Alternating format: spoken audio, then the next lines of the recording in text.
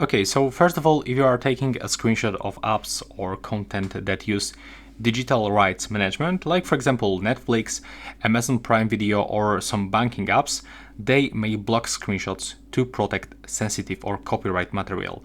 So the result, the screenshot comes like this. I mean the black one, and this one is actually completely normal. But sometimes also when you are in the incognito mode on some apps, they also appears black, especially in the browsers like Chrome or apps that have a privacy feature enabled. And sometimes there's because some glitches on your phone. So the screenshot system might bug out. So this can usually be fixed by restarting your phone. And how we can do this? Simply just click and hold power key, or if you have Gemini right here, then you can simply go into the quick settings, open it, click on this button, and now select restart, turn on your phone back, and then try to capture a screenshot one more time.